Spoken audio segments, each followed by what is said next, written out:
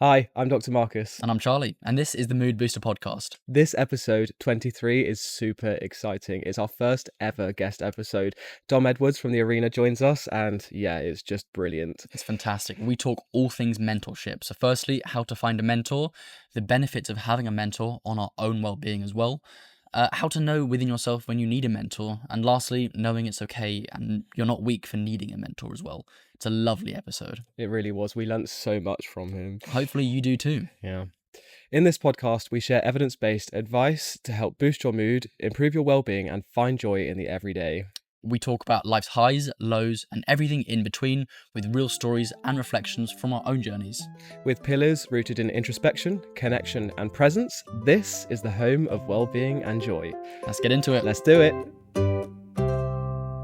Hello, everyone. Hello, everyone. Welcome to episode 23. We're episode 23. 23. The Mood Booster podcast. Now, if you're watching this, you might be thinking, who is that third person? If you're listening, you might have seen it from the title.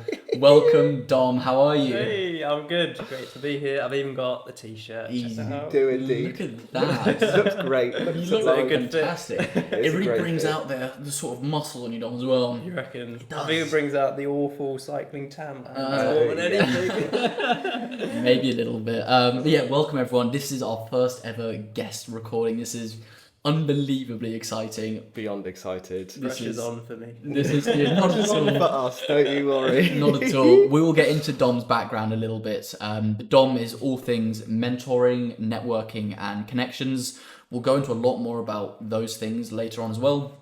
But yeah, first we really just wanted to introduce our first ever guest to this podcast. Super, super exciting.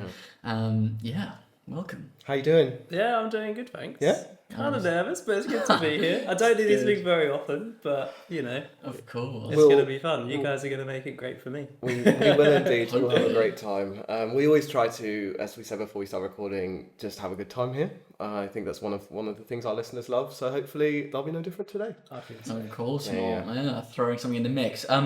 Dom, I mentioned to you briefly before, but not what I was going to ask you. That we were going to ask a few questions. Yeah. We actually came together. Quick fire. Or? There's two. There's two Two questions. fairly quick fire questions. Okay. Yeah, nice. yeah. We actually, from our first ever street interviews, we actually watched. These were the questions that we asked the people on the streets of London. Some of our most OG questions ever yet. So, firstly, what is one thing that you do to boost your mood when things get tough? Yeah, there you go. In the Okay, spirit yeah. of mood booster. Yeah. We thought I mean, we'd it's gotta gotta be. start. Yeah, exactly. Yeah, It's nice. got to start there. Probably it might be a bit basic, and maybe similar for you guys, but exercise is like the number one. Like if I'm struggling with anything Yeah. and I need to get out of just a space where I get a little bit introverted or something, I need to like do some exercise to expend some energy and feel a bit better and a bit clearer. So Of course, yeah.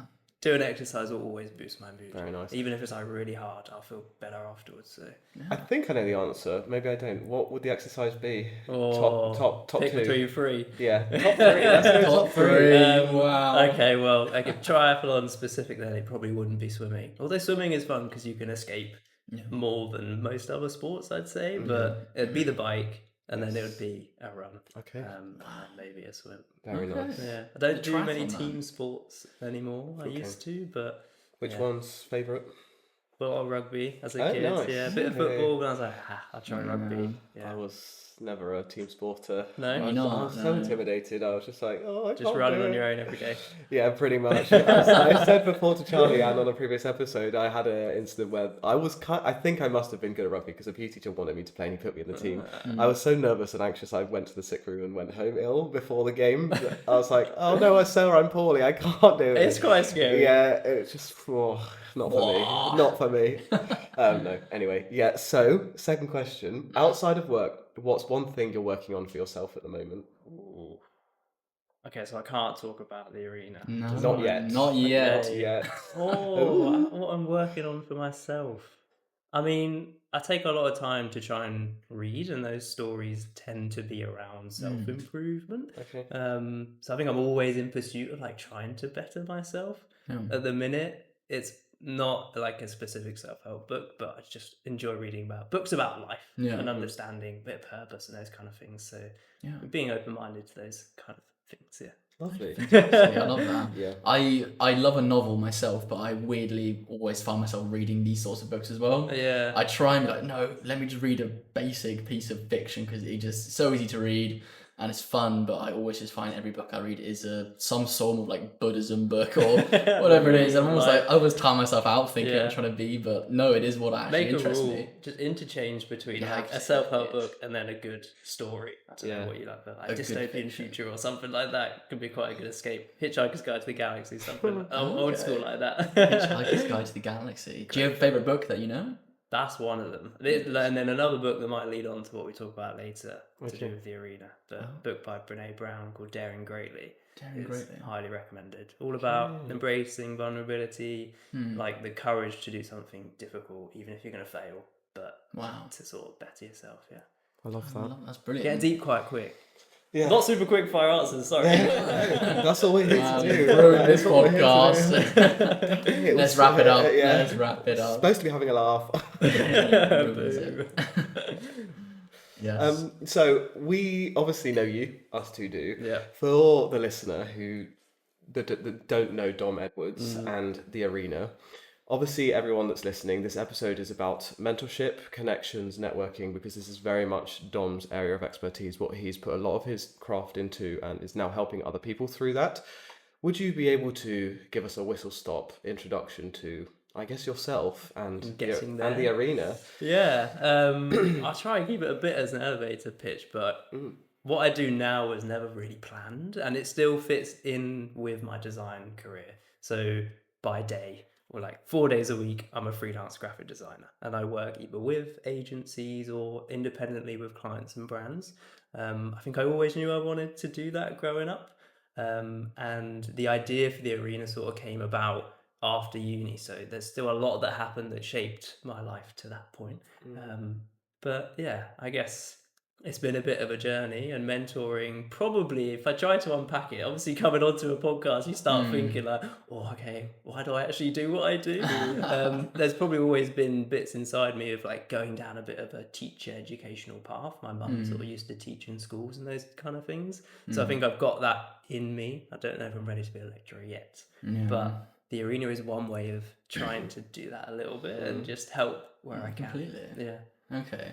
And the arena itself, it's been, you said, going for about 10 years? Oh, no, about 5 years now. About 5 We're years, actually sorry. celebrating our 5th birthday tomorrow, which you guys are invited to if you want to come. Oh, We're doing a brilliant. meet-up in Regent's Park. Okay, Yeah, cool, super chill. nice. Yeah. We'll talk about it afterwards. So, what's that location? Whereabouts? What's that? So tell us what is, again, for the listener, what is the what arena? the arena is. Yes. So now today, 5 years on, it's a creative community and mentoring platform. How we started was actually more of, I wanted to create, being a graphic designer and being quite into typography, which I don't know if many of the listeners will know much about. It's quite a niche space in design. I wanted to make magazines and actually design the layouts of magazines. So that was the idea, was to start interviewing different creatives that don't always get their voice heard and their stories told, to share stories and inspire people to step out their comfort zone and learn a bit from other creative disciplines as well. So I studied design, but early on I was exposed to what a copywriter did and what an illustrator did, and like different avenues to creative careers. So we wanted to start sharing those stories, and we sort of pulled together as a website, because we didn't have money to pay for a printed publication during the pandemic, at a time when people sort of needed help the most. And we essentially just did the digital online thing as much as we could in a time where we had a bit of spare capacity to do this. And it sort of snowballed. And after we interviewed 25 guests and posted articles on our website and then shared it on Instagram, we sort of reflected on like how great it would be if other people could get the chance to speak to these creatives the same way we did over Zoom for like a couple of hours, because we learned so much from them. So we basically just said, hey, how would you like to be a mentor to a bunch of emerging creators to help them sort of get into their career, especially now when it's so difficult? And this was 2020, 2021. All of them said yes, pretty much. That's so Maybe cool. a couple were like, Brilliant. not just yet, or I'm not sure if I'm ready to be a mentor, because we also interviewed people that were kind of they just landed their first job, and we knew that they would be able to help people that were applying for that first job. they probably didn't quite see it in themselves yet. Yeah. But yeah, essentially, we started that, probably went a bit too big too soon because we wanted to help as many people as possible. And we were just like, we'll facilitate everything. We set up all the Google Meets. It was like crazy. And that's where Lauren, my partner, was able to handle a lot of the organizational side of things. Yeah. And I was just like, we can do more. Let's do more. Yes. And she made it happen, which was incredible. We were doing rounds of it at the start. 4 times a year, I think we did it, and then we had like 100 odd mentees, and it got a bit too big, and then we definitely had a stage of burnout and had to sort of put it on hold after 2 or 3 years.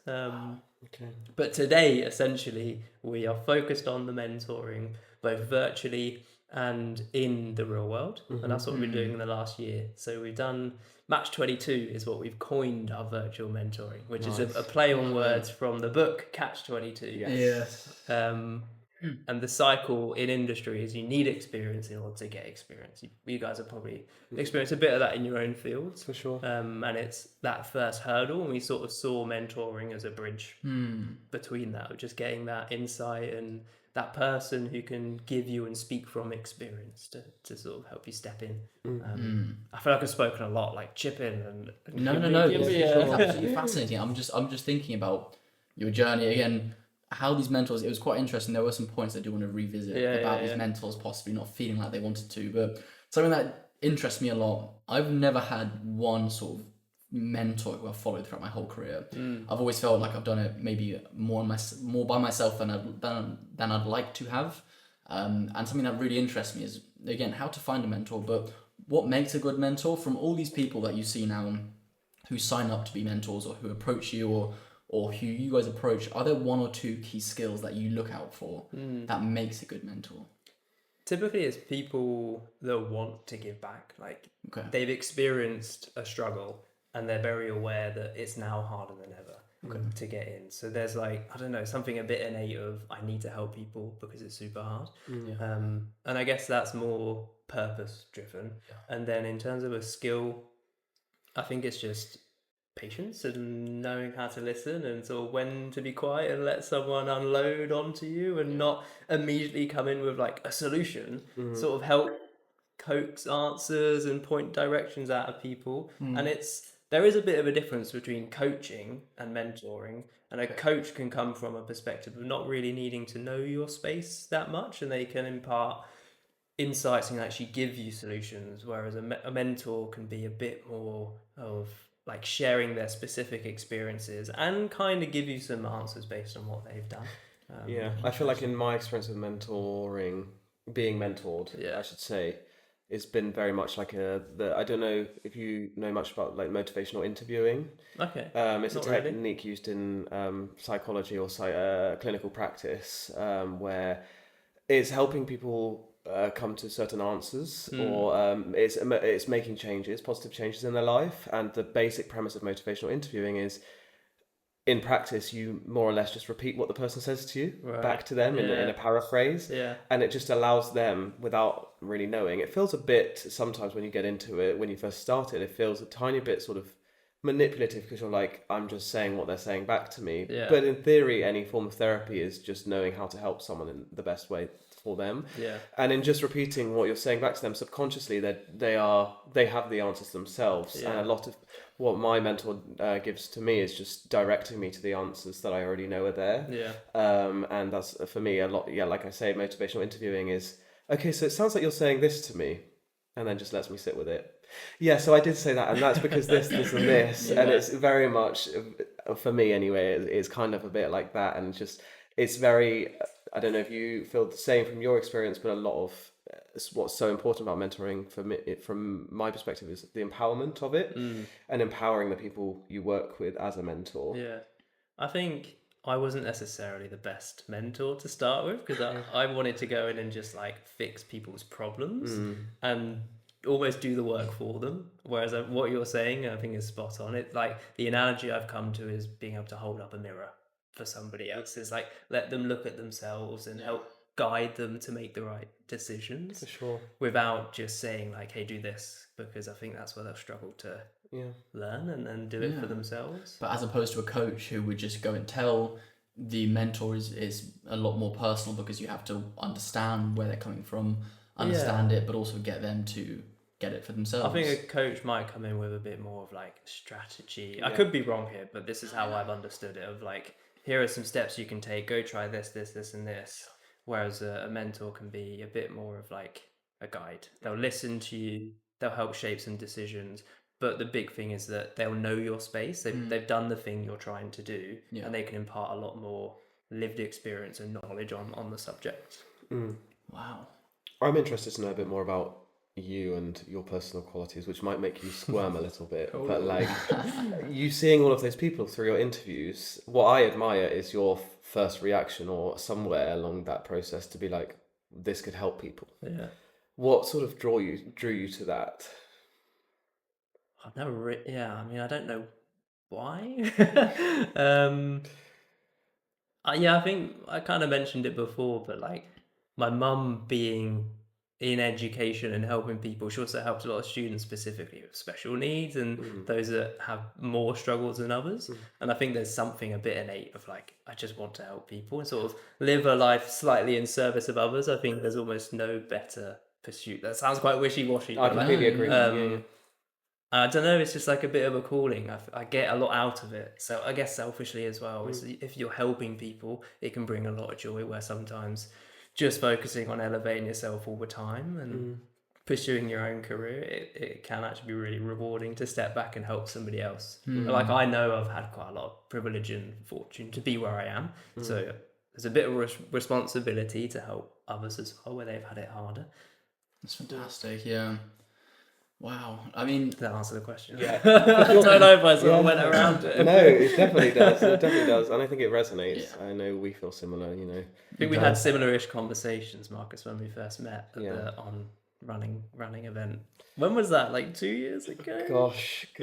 Which was it? The on one? I think so. I could be wrong. I'm sure you it was that. You and I met at the on. Was it the same day when we met? Or was it a different one? There were several. There was the night of the 1,000 PBs, which I believe you were at. Yeah. I went to that one. I think that was the one, potentially anyway.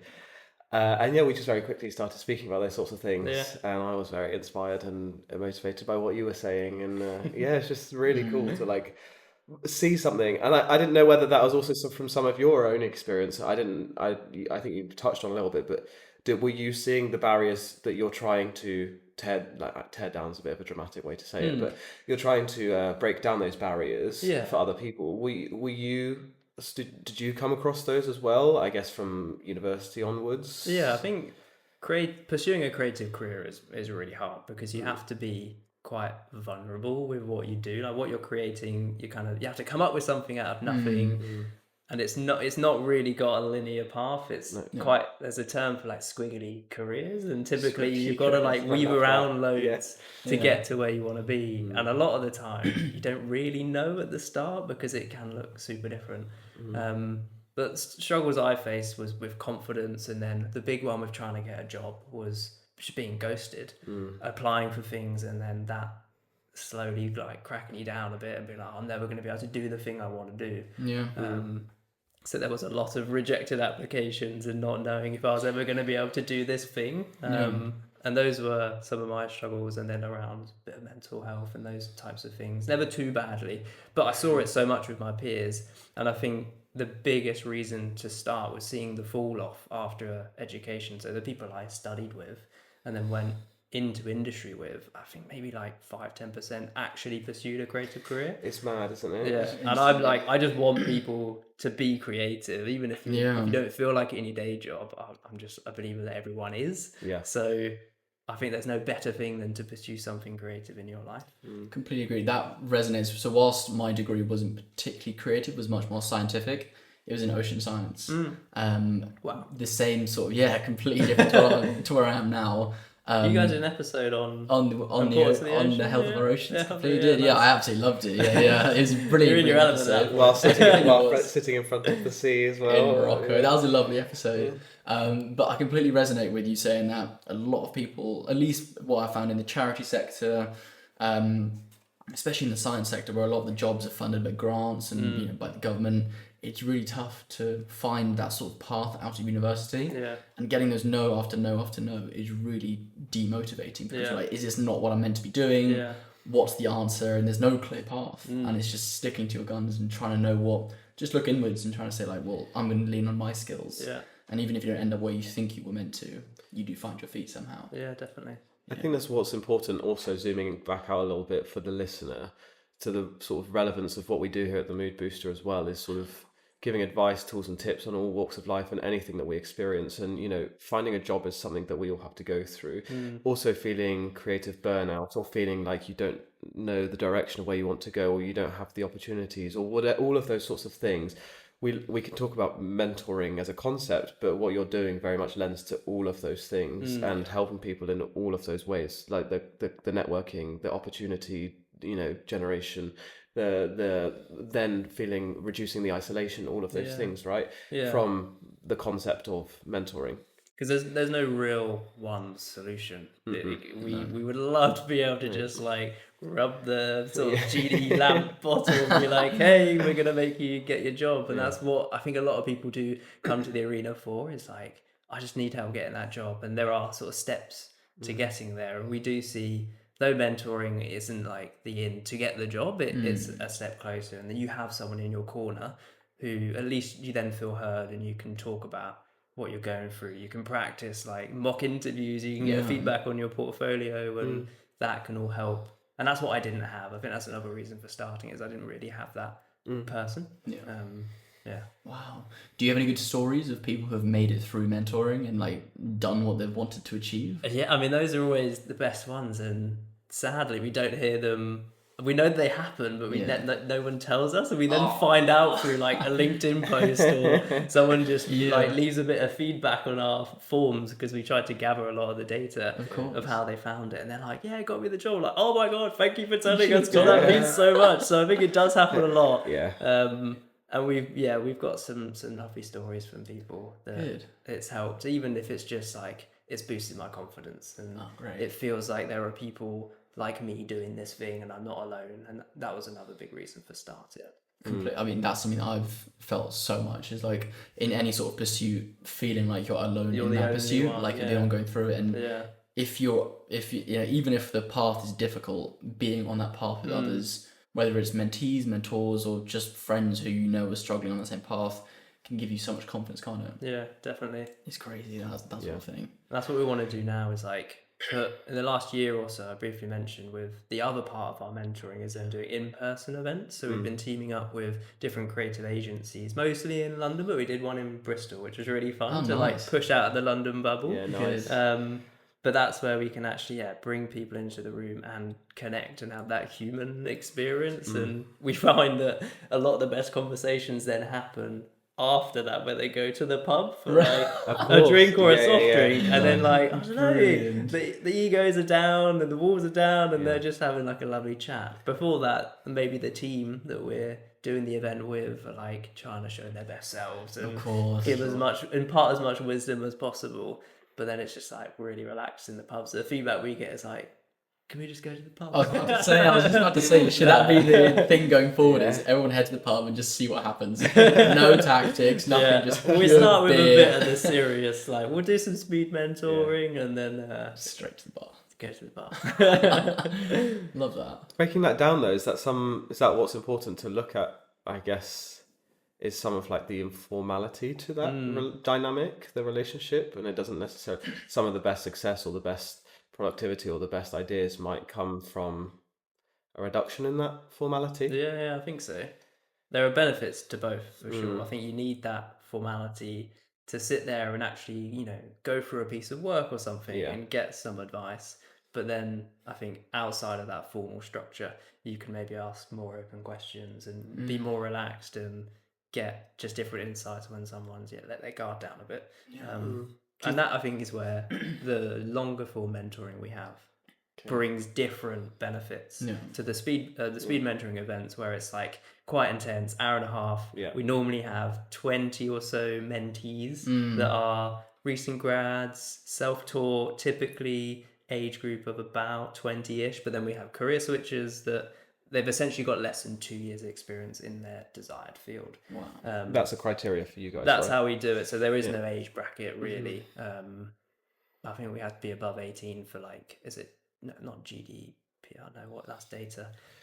Safeguarding. Yes, There yes, you go. Totally wrong Safeguarding thing. rules. Safeguarding rules. For sure. Yeah. Yeah. Which, essentially, I've lost my train of thought. Yeah, no. Do you think, well, I was going to ask from that, do you think for someone, okay, so someone that's not involved with the arena, for example, but they're listening and they're seeing the potential benefits of mentorship, for example, and they're like, okay, where do I go? What if I'm stuck in a rut, and maybe one of the ways I can move forward from this is to speak to someone or get some advice from someone who has some sort of experience in the area. Do you think that there's sort of good places to start, or like a good type of mentor, or those? I guess it's a bit of an open question, but trying to think of like tangible things that one might be able to share. Yeah. Well, you've got a mentor. I I'll do. answer some questions. yeah, But how yeah. did you get your mentor? Very good. Question back to him. That is great, and you flipping it back. Mine was actually a job interview. I did the job interview. They liked me and wanted me to have the job, but part of my performance wasn't so good. It was my presenting skills. I just, classic me, over slided, and in terms of too many slides for the amount of time, and was just speaking so fast, as I often do. And in the feedback, my the person who was interviewing me was like, "You need to stop for breath." Anyway, in part of the panel was my mentor. I won't say his name just because I don't know if he wants to be named, but he's very high up in what he does in the field, and highly, like, widely acclaimed, published many things. Wow. And I'll mention his name to people that, oh my god, and Seriously? it's really cool. He was part of the panel, and apparently in their debrief, obviously I wasn't part of it, he said, "Yeah, we should take him on, and I tell him I'm happy to mentor him in presenting skills, because he's presented and does well." Anyway, regardless, he does lots across the world in public speaking. Nice. Turns out we have barely spoken about presenting, and we're just speaking about all these other things. I actually haven't caught up with him for a few months now, but it is kind of the way, and I don't know if I need to do more and be better with this, but I'd only spoken to him whenever there was like a big decision to make or something to consider, which he's always been very gracious and helpful with. But it would actually be nice just to update him on where things are at, even if they are just going well. So that's how mine came about. Nice. I wonder whether a mentor can be a friend. I don't know what you guys think. Can a mentor be a friend? Or can a friend be a mentor? Should that be the question that we're asking? Is can you have a friend who's a mentor? Yeah. Depends how we actually want to. I think someone who asks the right questions is like, being back on that, something that you were saying, a lot of what makes a good mentor versus a coach is someone who basically holds up a mirror. That, I think to me, a friend could do that. Yeah, if they've got some of the emotional skills to do it, or if they're in a good space, they could potentially do that. Completely. I mean, that's a lot of what therapy is basically getting the person, or to make it even more reductionist, sales is basically asking the right questions so the person can get to the answers for themselves. Yeah. Maybe a mentor might be someone who, maybe you could talk this more, is someone who we typically see as this really good person in their field who's figured it out and then can ask the right questions. But someone who doesn't know your field could still ask the right questions and then get you to that same answer, I think. Or I'd like to think, at least. I think so. I mean, Marcus, I think you were quite lucky with almost being scouted. Yeah. Like a mentor wanted you, Yeah. which can happen, but it's probably not always that way around. And that's the thing. I wonder how that's something that someone could sort of look into. Yeah, always flipping it. So I guess the way we frame it, and I think the best place to start is like look in your space to see if there are mentoring opportunities and schemes out there. We are one in the creative space, but there are quite a lot, even in our bubble, and I'm sure there are loads beyond that. So I would start by sort of just having a bit of a Google, bit of a research, see what's out there. Is that first step. And I'd also say it's not necessarily finding someone who's at the top of their game, like on a pedestal, and just saying, "Can you be my mentor?" You can shoot that shot, but I think sometimes the most natural, meaningful relationships or in a mentorship come from a bit of an existing like knowledge and of one another. So I think not necessarily a friendship, but someone that doesn't necessarily know your deepest, darkest secrets and like knew what you were like when you were growing up. So a friend, I think they could be great, but there probably needs to be a bit of separation as I think well. I agree. So that someone can have a slightly alternative view and not know your life story immediately. They can unpack that. Yeah, I think neutrality is important in mentorship. Yeah. Objectivity. And going through the shared experience of building trust, I think, is also really important in a mentorship. Okay. Whereas in a friendship, you potentially already have that, which isn't a bad thing. But in earning that trust between one another, you then get to a new space. And it's gone through the cycle of this person's here to help me. Wow. And that not coming like late down the journey. How do we work on building that trust in the early stages? It's probably not, like I was saying, like, don't just say, can you be my mentor? Sort of like plant seeds and plant flags. You probably don't know it yet, but you might have met someone that could be your mentor already. Really? That you're chatting with, and you might then get to a point where it's like, oh damn, this person's actually been really helpful. Maybe I'll formalize this a little bit, and it could be like a monthly half an hour chat, grab a coffee sort of thing. Can I ask you a few questions? And they can be different every time, and it's not a bad thing, Marcus, that you haven't spoken to your mentor in a couple of months. If you were to update them, I think that would be really nice. Just see how you're getting on. I'm sure they'd love to hear that.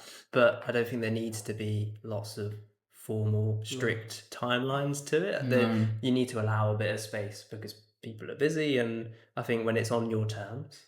Is it too difficult to answer the question of if you do have a mentor or you have someone who you can envision to help you, what sort of questions should you start by asking? Like, where should one start? And like, tell me what to do with my life. Like, that's obviously way too broad. Big place to start. How do you start? I think it's almost having an intro, like a kickoff, where you get to know each other's stories. So when a mentor can just share their journeys, and then the mentee shares theirs, and then you build to, like, the mentor might ask, okay, so what do you actually want to get out of this? I think have some goals set out for where you want to be in a year's time. And also it's great if a mentee has done a bit of that work for themselves and they're not just going into it like, I need help I don't know what, but just help me. I think having done a bit of work, the mentor will then see that in you as well and be like, okay, I want to invest my time into this person because they've invested a bit into themselves already. So, Okay. Definitely. It's just so many things. Yeah. I think from what you've also said, going back to a couple of steps, I appreciate we're going a bit around different places here, but I think going back a couple of steps before building trust and actually finding someone, I think is also leading on from what you said. I think, and I don't want to sound like the privileged person who's just been given a mentor who doesn't appreciate how it can be difficult, but I think there's a lot to say for giving yourself a bit of confidence in being able to ask someone and knowing that the worst that they can do is just say no. Yeah, definitely. For example, to this is very specific to my experience, but to apply for a PhD, you have to reach out to academics in that field at those institutions and introduce yourself via email, which can be easy and makes it less daunting, but introduce yourself and say, hi, I'm this person, this is my interest, would you potentially supervise me through this PhD? It's kind of a similar concept of if there's an area, if there's an expert in an area, or if a student reached out to me, I'm a lecturer at the moment. If a student reached out to me and said, I'm really struggling here and looking for a mentor, I wouldn't be able to say yes to every student, but like I would definitely think it's worthwhile to at least consider, and then if not, point them in the right direction of someone who could. It's I think having it's not maybe the confidence, but knowing that these people aren't these big scary people that are detached from you. They're people who very much, in some cases, like what you said, some people have literally just started that job, or they feel like they're not even worthy of doing that, so they're not like these giants in this field. And like you said, that's probably the wrong place to potentially start in the first place anyway. Often they're just like us, and it's okay to be able to reach out and say, can we start a connection here? I don't know. Definitely. You don't have to have had all the accolades to be a mentor as well. Like lots of people have more than enough experience to share insights on how they got to where they are. And like everyone's had struggles to get to where they are in varying degrees. On the flip side of that, we have had mentors who are like creative directors of some of the best agencies, and that's when we're like, whoa, you actually want to give up your time? You have the spare time? And that's always proof that even people that on paper or when you see them maybe on Instagram, it's like crazy how important they are, but they are real people and they do want to help. Here's a different one. This is also for maybe someone listening to this as well. You know, hearing about how mentorship's good, why one can be a good mentor, how does someone know within themselves when they should be actually looking for a mentor? When they need When one. When is that? What are there certain signals or signs that someone says, I should probably reach out? Yeah, it's probably like be Interesting. proactive about it. Like, don't wait until it's too late. I think we all need someone in our corner, and like I didn't really have that person to help guide in that way.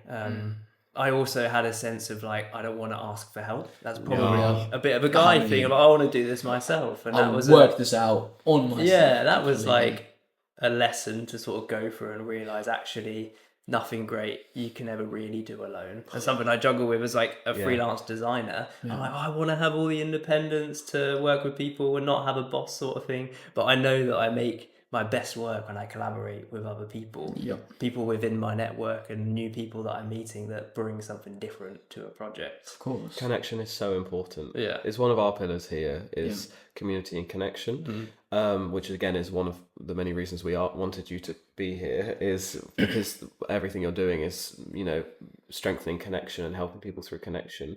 And like you say, I'm someone that massively resonates with that. I don't want to do anything by myself. Like I love just living life with other people. Yeah. And I think in a professional capacity, you're only one person. You can learn and grow by so many minds being together and having so many minds together.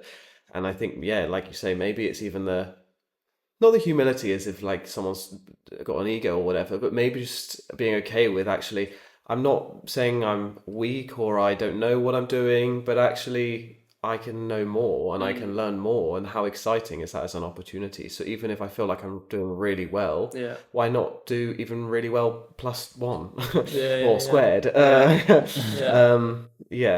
fully resonate, and it's so like just the power of people is really cool. Even that point links back to what you'd asked earlier, Charlie, around what makes a great mentor. And there's a lot of growth you get from being a mentor and starting to learn how to guide others and be a bit more of a better leader and those kind of things. And it's again like looking for ways to improve on yourself and learn new skills. Do you ever get people who want to be mentors but aren't ready for it?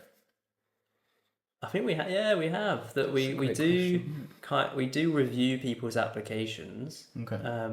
And we put together a shortlist each time because we are oversubscribed, which is amazing. There's so many people that want to help. Really cool. Yeah, our problem is basically like, how do we have more opportunities? And it purely comes back to how much time we have available to do this.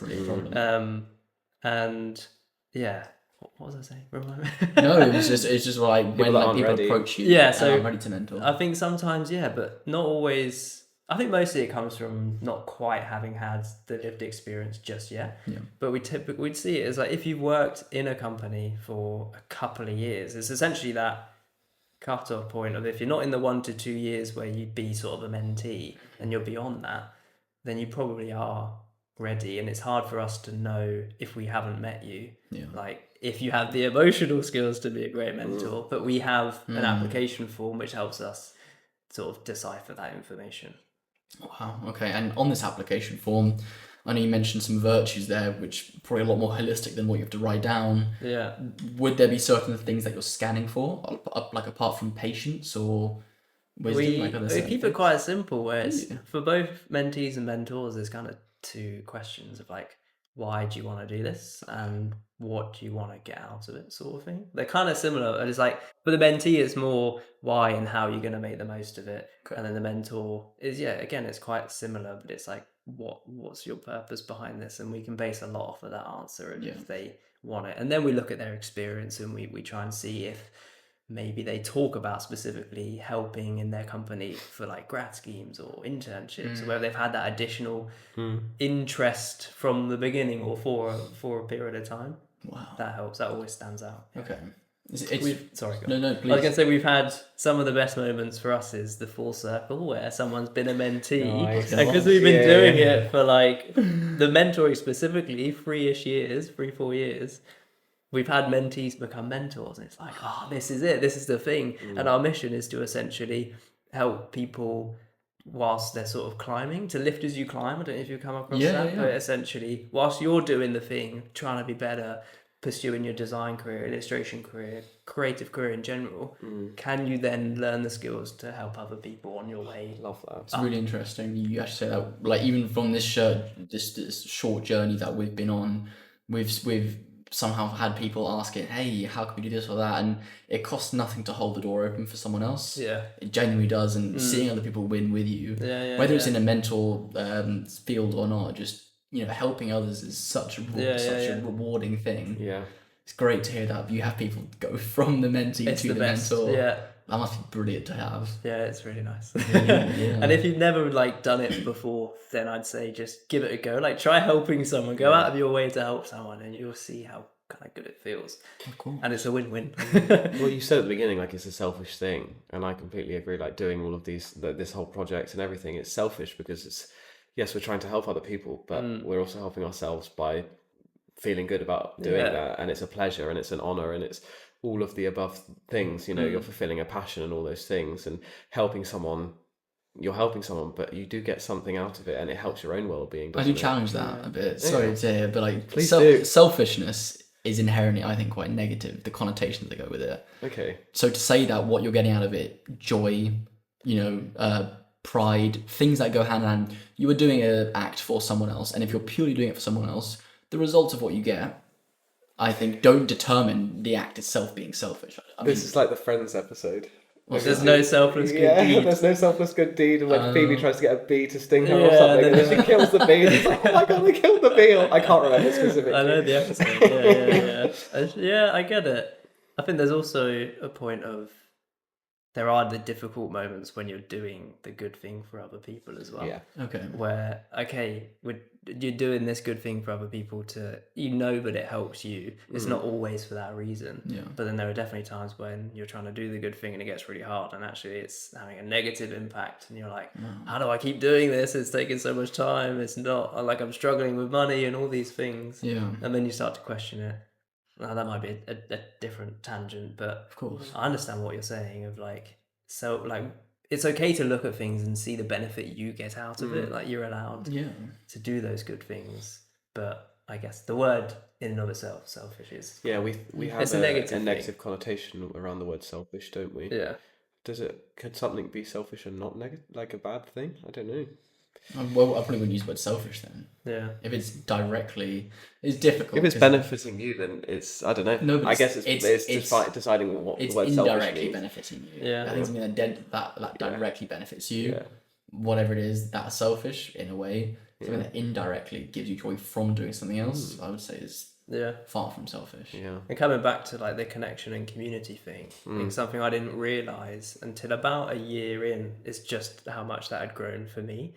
I sort of, at uni, I had my peers, and then I mentioned that at the drop-off rate, I then felt quite alone. I had me and my friend Ben, who I started the arena with, and not many other people that I could see like trying to get this career with me, and had like sort of given up. And then suddenly it's a bit like having your head in the sand, and you're like working really, really hard, hustling a bit to progress and get that junior designer role.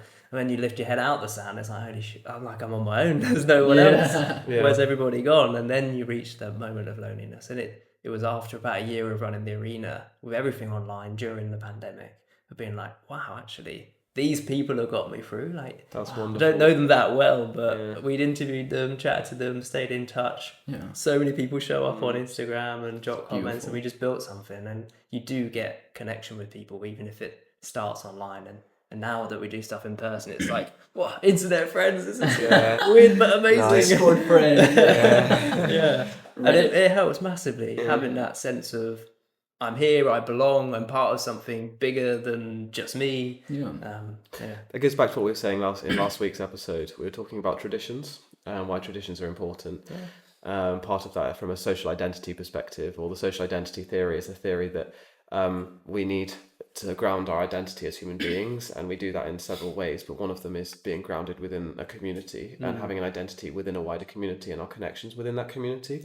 It gives us grounding, it gives us a purpose, it gives us all of the above, and it then helps ground our own identity within a wider community identity. and it's that people have traditions for that reason. So then they feel grounded to their ancestors, their kin, their everyone. They feel a connection because we have this shared thing that we do together, and it's the same potentially. You know, as we feel a purpose when we're doing something together, and there's a collective, and it helps in that sense. Yeah. Definitely, there's a shared experience. Yeah. And even if it's a bit intangible, you kind of feel it. And I think that helps me carry on into like the next step you take to do something, and you lose that sense of like loneliness.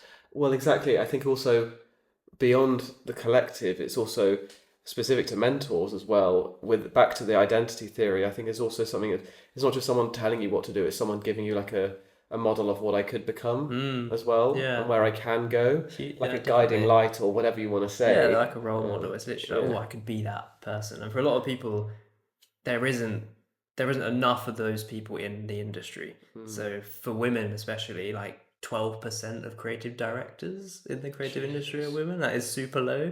I think there's something like 3 or 4% of the industry is black, which is ridiculous. And we do our best to make sure we're going beyond just standard representation with what we do in terms of having the right role models and mentors. Yeah. Like, that's not easy, but yeah, it's another big issue. But For sure. back to role models, exactly. It's just being able to see someone like you that's done it. And sometimes that's all you need is a bit of proof, because if you don't, then how on earth can you believe in yourself if you haven't seen somebody else sort of do the thing? Sure. You've got to have something pretty special and a pretty big fire in your belly to be like, I'm going to be the first. But yeah, it definitely helps to see other people walk the walk. 100%. You mentioned something earlier which I wanted to bring back, and that's the perfect time. Is that often when you first were looking at mentors in this space, a few actually said that they felt like they weren't ready. One of the first topics Marcus and I ever spoke on was imposter syndrome. Right. And the syndrome where we don't feel like we can be something, or we can't just... Maybe there are some limiting or self-limiting beliefs there. Now, looking to people who are role models and these guiding stars, why do you think... I mean, maybe this is too specific. Some people you feel like who you'd approach for mentors feel like they aren't ready to be a mentor themselves. Probably is a bit of imposter syndrome, right? Of thinking, I don't have the knowledge yet, or I don't have the skills yet. I've not been doing it long enough to be able to actually help someone. And I think a lot of people don't realize that some of the best feedback we get from the mentees who are looking for said junior designer role or their first freelance contract as an illustrator, like someone that has recently done it can impart so much like fresh knowledge and insight, current relevant information that someone that's been in the game for 20 years hasn't lived through what's happened in the last couple. You know, it's so different. And sometimes, you know, maybe that's where you start to look at having multiple mentors and not just one. And that's we set up in the early days where we would actually try and pair people with multiple mentors so that they could, it's hard to find the perfect fit. Really, really difficult, because it's kind of like a relationship where you want something to last in a way. We try not to put too much weight on it for the mentor, but there needs to be a connection, and we allow that to happen. So the speed mentoring is great because people rotate. It's just like speed dating when we run it. They'll speak to 3 mentors on the night, and you sort of get like, okay, first person was good. I was a bit nervous, didn't quite say what I wanted to say.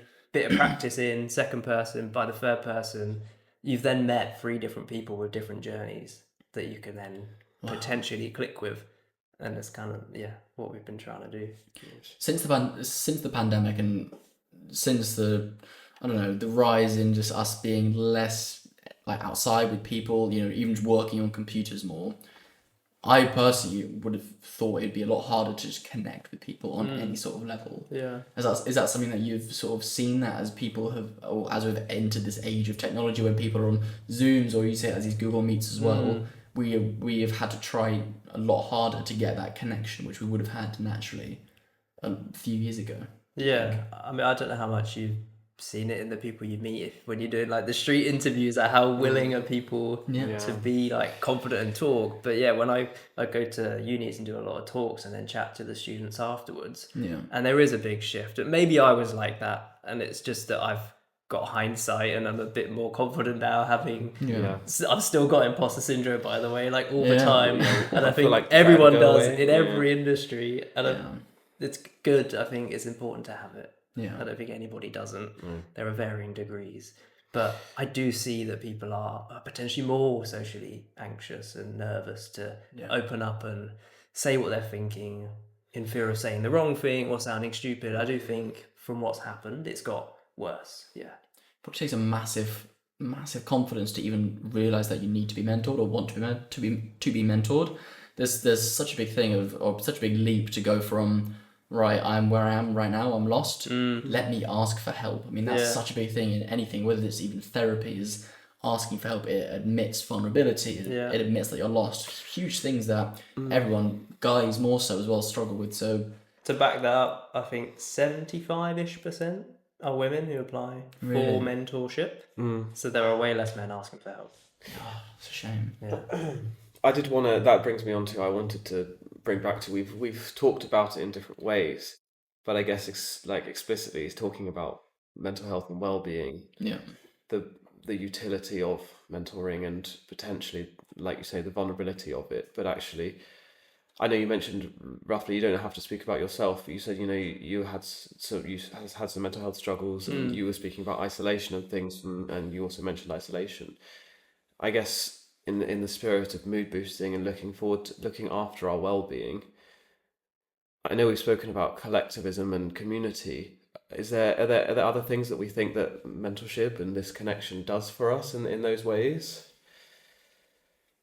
This probably that connection thing of like share, like outside of the arena and creative things. I do a lot of running like you guys, and having another community that don't know my space all that well. There's some familiarity and overlap, but I can go there and feel like I belong and connect with someone and hear about their journeys and share a bit of like, oh damn, you struggle with that as well. That's opened my mind to, like, again, like I'm not the only. Everyone's got their struggles and issues. So did you ask sort of like beyond connection? Yeah, beyond the connection, I'm thinking, I don't know, because I'm not sure the answer myself. When I was asking it, I was trying to think of ideas. Maybe things like it gives you a space to talk as one, which we always are big advocates for, just talking like in itself, right? For any mental health struggle, if it's clinical or not, talking in itself as a practice is huge. So that's maybe one thing, obviously. I'm just thinking also for sort of, like you did, allowing people to sort of warm up to the idea, especially guys, potentially, that it's not something that's like this sign of weakness. Yeah. It's not. I think that shared interest is huge. Past the connection in a field where someone's done what you're looking to do or is achieving that, not necessarily that these are highest accolades as you said, but someone's achieving it or having achieved it. However much you connect with them, there's going to be that respect there, and that surpasses all sorts of connection. It's been like, well, this person I can respect because they've done what I'm looking to do. Let me find out more because that can get me to where I want to be as well. And then through that, you'll obviously find that connection. You'll find the community and the joy that it brought with it. But having that shared interest in a field where it can feel lonely, that guiding star, as we're saying, can give you that confidence to keep on going on that path when a lot of people peel off. So I think there are multiple benefits for it. I wish, I'm even talking to this, I'm a bit of a gutter. I didn't have more mentors or reached out earlier at earlier points in whatever I was doing to be.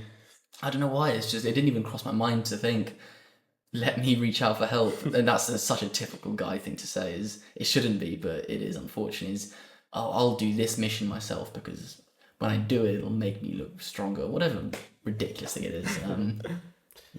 I think it's a byproduct of community. So it's linked with that, but within a professional context, or any context really, but in this context, it's the validation as well.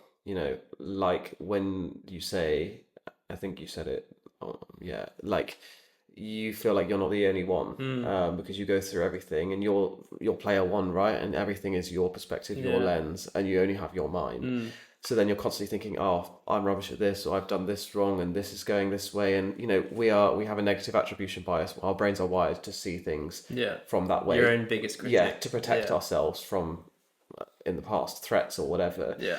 So when we live that perspective, it can be all of those things then tied together. The isolation of being like that and feeling like, God, I'm the only one who feels like that. I'm really bad. Everyone else is flourishing. The mentorship, again, potentially is that validation of, No, it's okay. Like I'm not here to be your therapist, but even in just talking this through, I can say that this is something I've experienced and this is how I've got through it. And it's just that simple validation in itself can really diminish so much of that Yeah. inner demon and all of those sort of everything we've spoken about, the imposter syndrome and all of those things, right? Yeah. It's impossible to expect. We don't expect mentors that sign up to have all the answers because nobody does.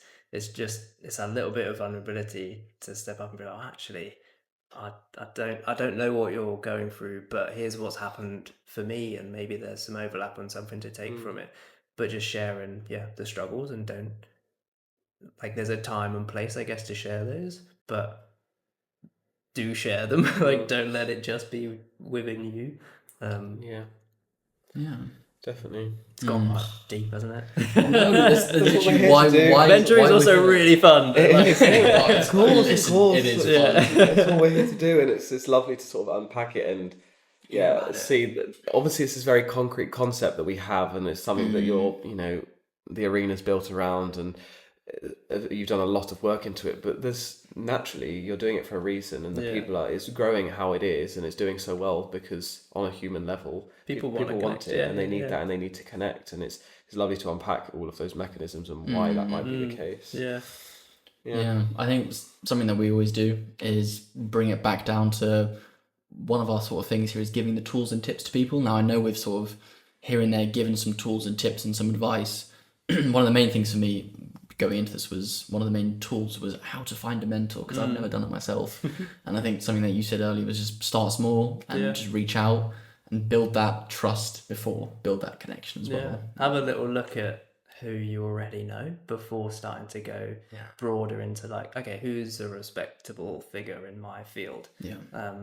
Because it could be that you know them already, and it could be that they do something slightly different as well. They don't do specifically what you do, but that might help to, like, focus your search, funnel your search a little bit. It's like, who's a few years ahead that is doing what I could envision myself doing in a few years' time, and I could start to ask some questions purely about, like, how they got to where they are, and could you tell me a little bit about what you do in your role now that you think would benefit me? What mistakes did you make early on that could benefit me? Like, just start off with simple questions. It doesn't have to be immediately be my mentor, fix my problems.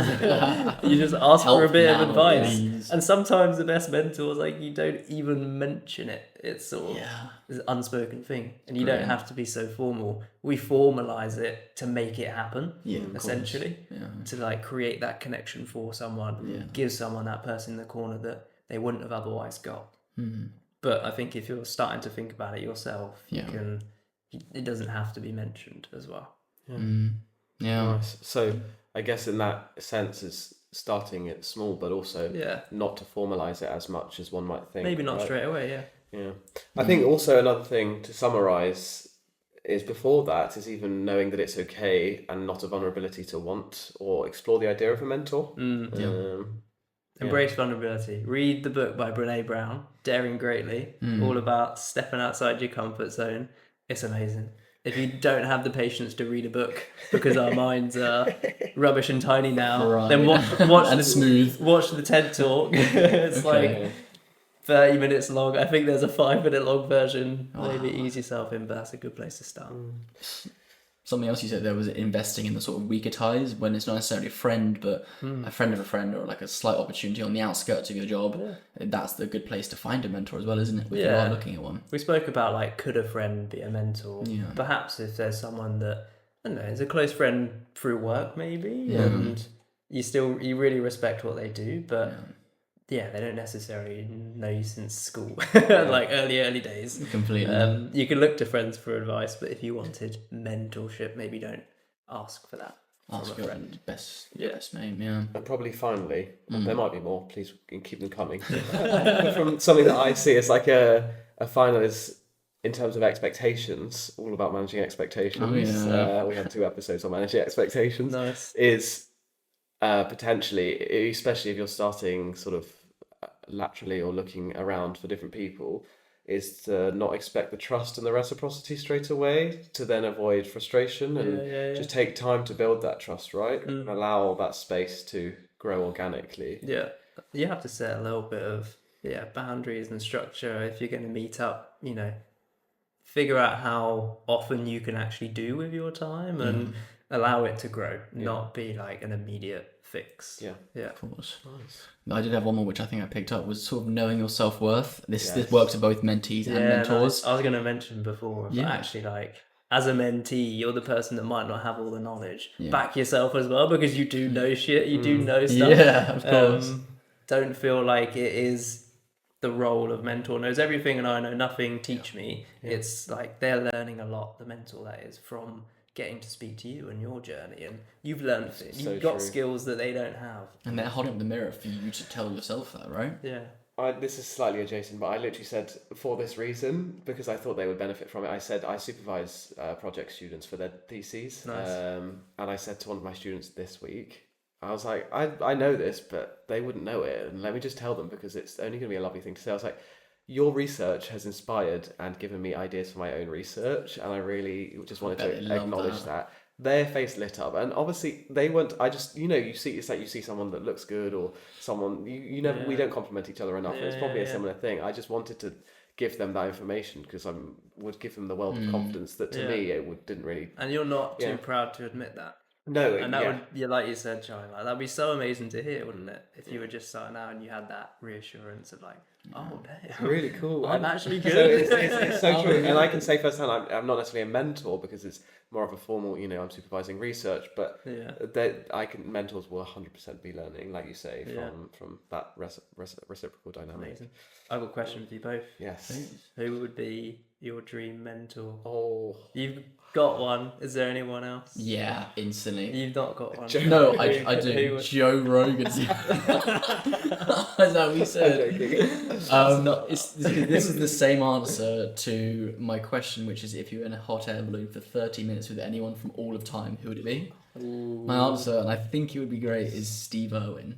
Nice. He is unfortunately dead from a stingray. R.I.P. But his entire mindset, not even what he's done, but his mindset of just the environment, how to be more connected and how pursue your passion in general just enthralls me. He is always has passion. He's cool in a crocodile. He is really crocodile passion. I love it. What about you? Before Marcus answers that. Potentially Brene Brown. That would be pretty cool. Yeah, the lady I mentioned before who has done a lot of research in the space of vulnerability. Wow. And has been a massive inspiration for me. And she doesn't know it, but she's my mentor. And she's super famous. And then in the design space, there's a lady called Georgia Lupi who does very humanist data visualizations. It's quite niche, but she's got an approach to design that's very human driven and tells the most amazing stories that a lot of people would approach in very digital, quite not a very expressive, beautiful way, and she does, and she's always been an inspiration to my work. But fantastic. What about you? I am absolutely having a mind blank here. Oh, it's this guy over here. This is fine. I can give you some lessons afterwards. Any sporting figures? It's not sporting. I look for the people that I'm trying to in the academic space. Yeah, Brian Cox. Zara Larsson. She has the song "Midnight Summer" you love so much. If I was going to say a pop star, you learn a lot from Zara Larsson. If I was going to say a pop star, I would 100% say Beyonce. Yeah, valid. The absolute work ethic, boss, just absolute everything, just passion and just taking charge of everything that she does. But from what I can see, like humility and grace and all of this. Yeah. That's what I would look for in someone that I was trying to think of that person to tick those boxes is confidence that exudes and what's the word when you have an idea and you put it into action, you make it happen. I can't think of the word, but doing that, but with humility and the grace to carry yourself with kindness for other people, but also not taking nonsense and just knowing yourself well. Yeah, nice. Yeah, knowing yourself well, and I just couldn't think of someone off the top of my head. Beyonce. Let's stick with that. Let's stick with If we're sticking in the pop realm, then not Zara. Nothing against Zara Larsson. Heard of Ray? Yes. Oh, great shout. Yeah. I'll see you the next weekend. Are you actually? 4 Points East. Nice. That's very cool. It's next weekend. She's incredible. Another great example. Yeah, for sure. Just like her spirit and attitude to go against big record labels, 100%. build build her own thing, and yeah, She had so much to lose from that, and it's paid off, obviously. But geez, Louise, she had a hell of a time from what. Yeah, I watched that Louis Theroux documentary as well. oh yeah, it's really good. Very cool. Yeah, very cool. nice. Anyway, Well, Dom, thank you very much for Nice. We We have had hour 5. we're bringing something onto you, but we'll go first to give you some time to think. Mm. We finish every episode with our weekly mood boosts. So our mood boosters, our listeners, they share with us anything from their weeks that boost their mood, and we, from what they submit to us, just choose whichever ones. We importantly want ones that, it can be life changing, like I've just got a new job, or I've had my firstborn child, but it also, importantly, things to boost your mood can be anything. And we look for the small wins in every day, and we want to make sure that is reflected. So it can be something like, I made my bed this morning. We're wondering, so we have our two from our listeners. So we'll go first. Yeah. Do you know anyone or have anything from the last however long of something or someone in your life? It can also be yourself. Yeah. Like a little win from however long It ago. can be tiny. Yeah. A little mood Yeah. boost. Marcus will go first, whilst you think and reflect. But Yeah. So mine is from Georgie, one of our mood boosters. She's a civil servant and managed to complete all of her to-do list within the working day, which apparently doesn't happen often for civil servants. Well So, done, Georgie. small win, well, not a small win. Big up, Georgie. Well done for that, Fantastic and congratulations. stuff. Well Make sure done. you're looking after yourself. Listen to the burnout episode. Don't get burnt out. Charlie? My weekly mood boost, Claire, she joined us in Copenhagen this past weekend, which we went to. She is doing her second Ironman, I believe, in a couple days' time, which is insane. She's is an absolute beast. incredible. That's amazing. Claire is incredible. An Ironman is just an ungodly distance of She's swimming, a role cycling, model. running. Yeah, She's a role model. for sure. There you go. Have you ever done Ironman or? No, I think it's on the cards, but I don't know when. we were looking at possibly a half. Really? next a half? year. Yeah. Okay. Claire's Yeah, nice. convincing us to do, which one was The it? Marbella one. Marbella half Ironman, Yeah. 70.3 obviously. I didn't realise how Nice. expensive it was though to do. Yeah, like £700 or something. Yeah. Yeah, I think No the way. one in France it was like 500-600, Yeah. and then it's a lot of kit and a lot of time to train. Crazy. Can't quite get away with that at the minute. What about you? A weekly mood boost, Dom? So is it something that's boosted my mood? Can be. Oh, yeah. Or Okay, well else. maybe keeping it. I had one, but then triathlon inspired me, and it was Lucy Charles Barclay won the T100 last weekend Oh, nice. on home turf. Last year, injured, dropped out, and I got to see her. Got a high five as Did well. you? At the end. And it was Nice. just like seeing her come around the corner at the end of the race. Yeah. It's like, this is exceptional, and I was super giddy. Wow, that's brilliant. So that was so good. That's really Absolutely cool. Yeah. love that. That's brilliant.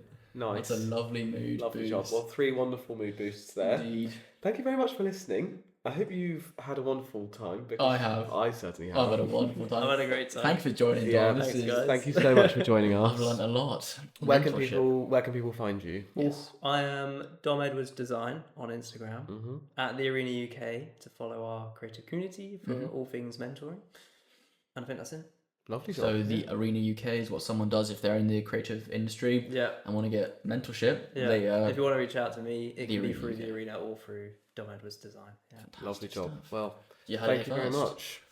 Thank you. You are going to do some ASMR because I'm turning the Of audio course. off here. So Well, while I turn that's it how off, to I'm do a gonna some mentor. ASMR. And thanks, Dom. Big round of applause. Thanks, Dom. Thanks for being our first ever guest. Big love. Thank you very That much. is the Thanks, guys. mentorship episode.